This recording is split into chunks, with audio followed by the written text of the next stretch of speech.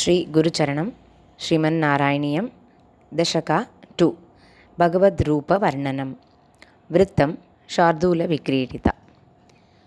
సూర్యస్పర్ధికిరీటమూర్ధ్వతిలక ప్రోద్భాసి పాలాంతరం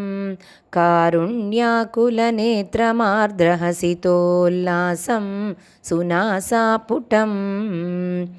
गण्डोद्यन्मकराभकुण्डलयुगं कण्ठोज्ज्वलत्कौस्तुभं त्वद्रूपं वनमाल्यहारपटल श्रीवत्सदीप्रं भजे केयूराङ्कदकङ्कणोत्तममहारत्नाङ्गुलीयाङ्कित श्रीमद्बाहुचतुष्कसङ्गतगदा शङ्खारिपङ्केरुहा काञ्चित् काञ्चन काञ्चिलाञ्चितलसत्पीताम्बरालम्बिनीम् आलम्बे विमलाम्बुजत्युदिपदां मूर्तिं तवार्तिर्चितं यत्रैलोक्यमहीयसोऽपि महितं सम्मोहनं मोहनात् कान्तं कान्तिनिधानतोऽपि मधुरं माधुर्यधुर्यादपि सौन्दर्योत्तरतोऽपि सुन्दरतरं त्वद्रूपमाश्चर्यतो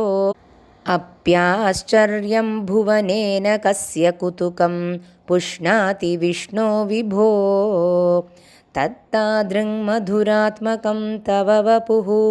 सम्प्राप्य सम्पन्मयी सा देवी परमोत्सुका चिरतरं नास्ते स्वभक्तेष्वपि तेनास्याबत कष्टमच्युत विभो त्वद्रूपमानोऽन्यक प्रेमस्थैर्यमयाद चापलबलात् चापल्यवार्तोदभूत् लक्ष्मीस्तावकरामणीयकहृतैवेयं परेष्वे स्थिरा इत्यस्मिन्यदपि प्रमाणमधुना वक्ष्यामि लक्ष्मीपते ये त्वध्यानगुणानुकीर्तनरसासक्ता हि भक्ता जनाः तेष्वेषा वसति स्थिरैव दयितप्रस्तावदत्तादरा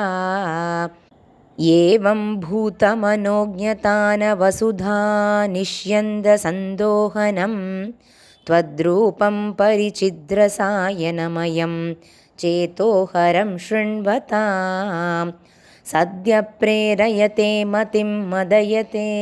रोमाञ्चयत्यङ्ककं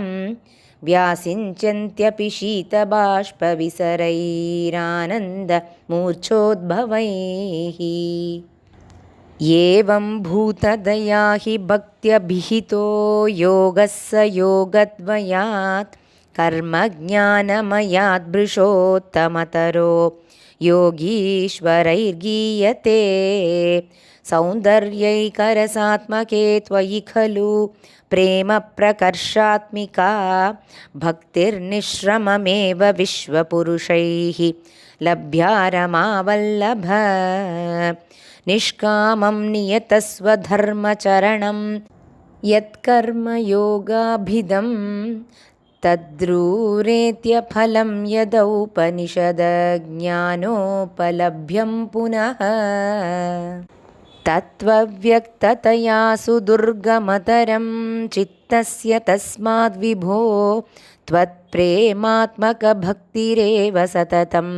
स्वादीयसी श्रेयसी अत्यायासकराणि कर्मपटलान् याश्चर्यनिर्यन्मलाः बोधे भक्तिपथे तवाप्युचितताम् आयान्ति किं तावता क्लिष्ट्वा तर्कपथे परं तव वपुः ब्रह्माख्यमन्ये पुनः चित्तार्द्रत्वमृते विचिन्त्य बहुभिः सिद्ध्यन्ति जन्मान्तरैः त्वद्भक्तिस्तु कथारसामृतजरी निर्मञ्जनेन स्वयं सिद्ध्यन्ति विमलप्रबोधपदवीम् अक्लेशतस्तन्वती सद्यसिद्धिकरी जयत्ययि विभो सैवास्तु मे त्वत्पद प्रेमप्रौढिरसाद्रता द्रुततरं वातालयाधीश्वर प्रेमप्रौढिरसाद्रता द्रुततरं वातालयाधीश्वर सर्वत्र गोविन्दनामसङ्कीर्तनं गोविन्द गोविन्द।